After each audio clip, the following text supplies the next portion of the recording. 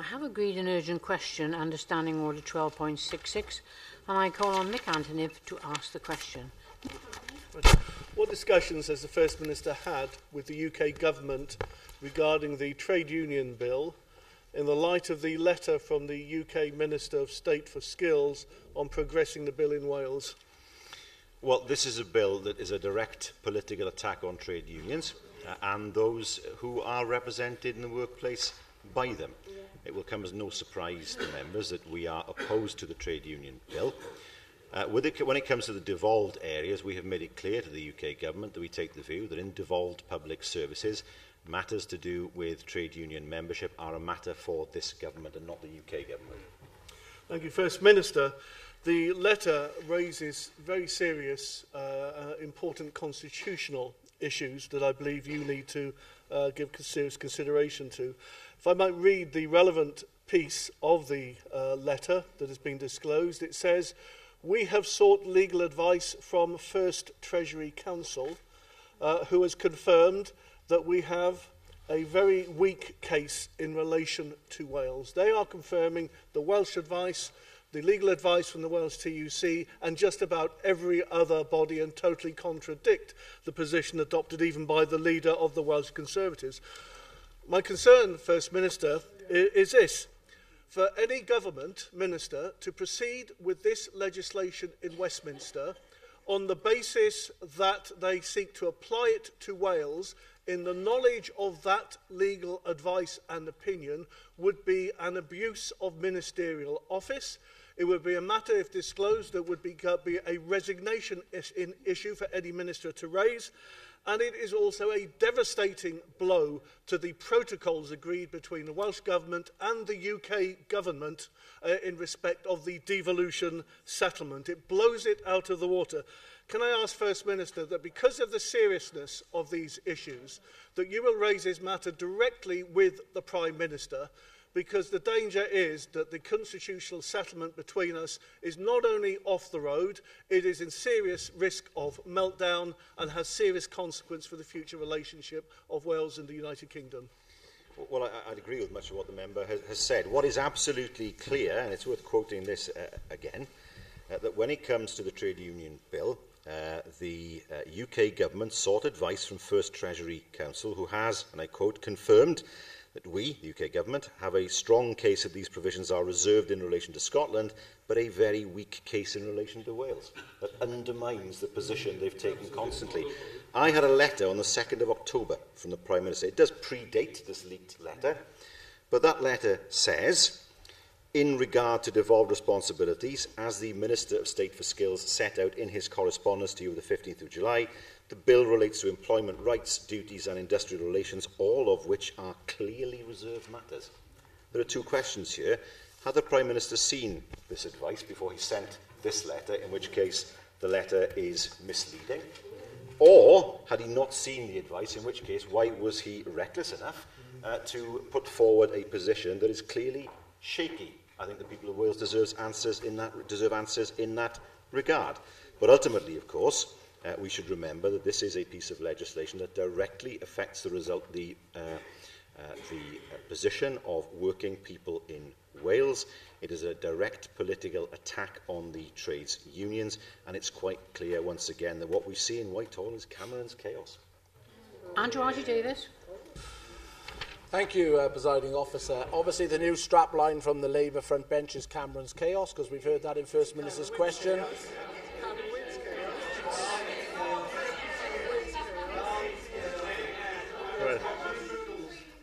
Order.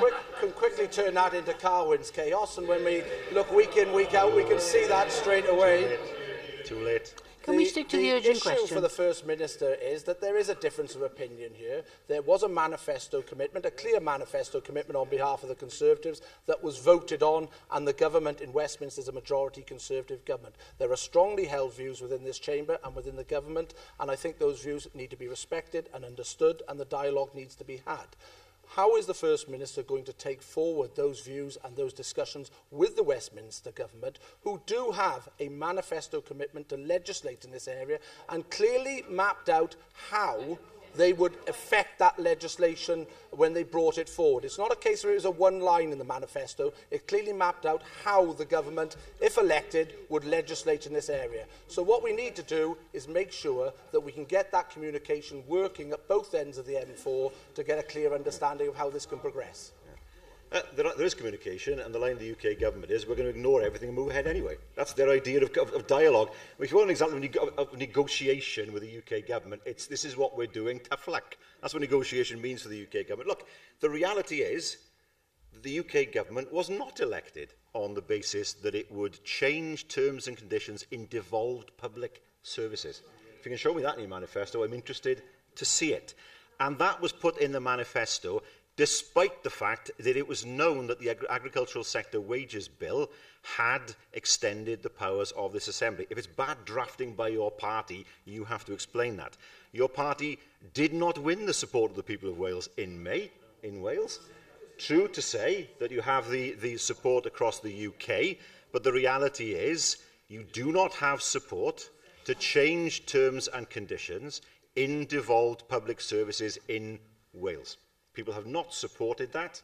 We will not support that. The advice given to your own party doesn't support that, and yet your ministers keep on peddling this myth that somehow they are on good ground when they claim that this isn't devolved. The legal advice through this leaked letter makes it crystal clear that the advice given to the UK government is that they have a very weak case in suggesting that this is not devolved, and we will continue to do all that we can to make sure that this bill is defeated and that the clauses that refer to devolved public services are removed in time by this institution elected by the people of Wales. But isn't it incredible that we have, I think there's a word for it, chutzpah, that is displayed by the UK government where they claim that this is a clearly reserved matter when the legal advice they themselves have received is exactly the opposite. What more have they been hiding from us? Bethan Jenkins. Thank you, and I look forward to all the Conservative Party members rushing to buy their first copy of the Socialist Worker where this letter was leaked to. But on a serious level, obviously, following on from what Mick Antoniw has said, this would rely on Wales currently this being implemented in Wales not adopting reserved powers model. However, the UK government admits it cannot politically offer something to Wales that it doesn't offer to Scotland. What is your assessment of the concession being talked about in the leaked letter, and how do you intend to take reserved powers forward in light of this letter and in light of the Supreme Court judgment? Well, it's right to say that the current Wales bill would remove the ability of this Assembly to legislate on the trade union bill. That's why, of course, in that respect and many, many other respects, it rolls back devolution, and something, of course, that all parties, in fairness, in this chamber have been reluctant to accept. I mean, it is concerning that they can only see Wales through the prism of Scotland. That somehow you can't give something to Wales unless it's also an offer to Scotland. It doesn't play the other way around. It does show you how anti-Wales this UK government is.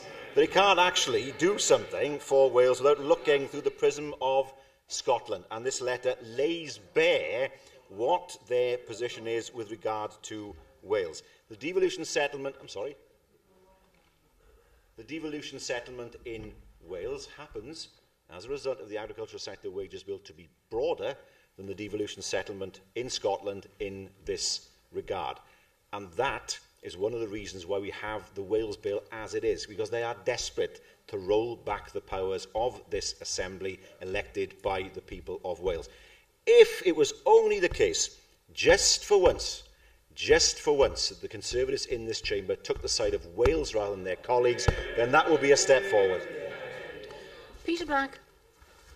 Thank you, Presiding Officer. First Minister, I agree with most of what Mick Antoniw said as well. And I think it's quite clear in the letter and the legal advice that the government is talking about introducing a statutory obligation for the UK ministers to consult with the Welsh ministers in terms of certain clauses on this bill, but it doesn't actually say whether or not you would have a veto on those particular clauses. It's actually in the the bottom of the page headed e-balloting, if you're looking for that particular clause.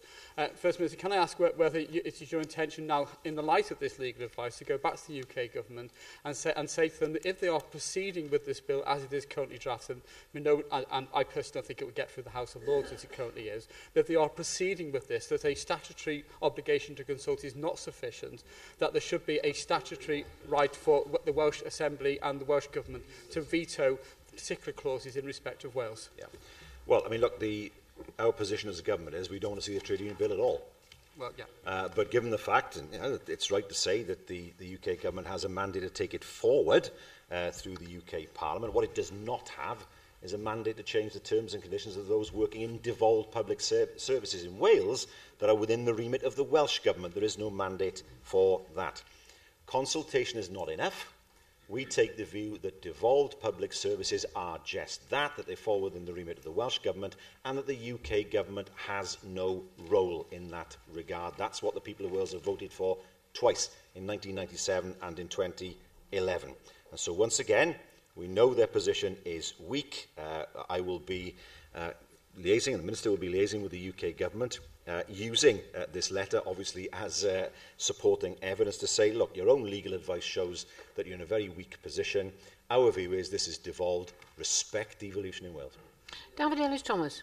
Thank you very much, Dane, Presiding Officer. I'm sure I should declare an interest as I voted against key sections of this bill in the second House in the Parliament in Westminster. I'll have an opportunity to do that again, but this is what I wanted to ask the First Minister, and I wanted to disagree with the Leader of the Opposition. This isn't a matter of a difference of opinion. This is a matter of lawyers within the government in Westminster and possibly in the UK Parliament who don't understand devolution. Unlike this place, where the lawyers of the National Assembly Commission and the lawyers of the Welsh Government are at one in terms of our understanding of the situation. And when the Leader of the Opposition states that this is a manifesto pledge, well, what right does the UK Government have to try and implement law which is not in itself within the law, and with the pretense that it's contained within a manifesto? So, First Minister, I would encourage you not to discuss the issue with the Prime Minister. Let's go to an election in this place, and let's come back with a mandate to develop a constitutional settlement that will keep us out of difficulties such as this. Well, I'm sure that the people of Wales will hear that message in terms of what the stance of the Conservatives in England is, and will make the decisions based on that, perhaps we're in different minds in terms of how they should decide on that. But the point that the member makes is an important one, and a serious one, and a fair one, which is that this isn't a matter of what your opinion is on the bill itself, but what your opinion is on the constitutional settlement after the agricultural wages bill. This matter could have been about anything. The subject isn't important. We're taking the stance here that this is something for the people of Wales and the National Assembly of Wales for Wales to decide, and it's not for the UK government to decide. The opinion of the Conservatives here that it isn't something for the people of Wales to decide, but it is something for the people for the UK government to decide. I don't think that that's the opinion of the other parties in this chamber. Thank you. We now move to the business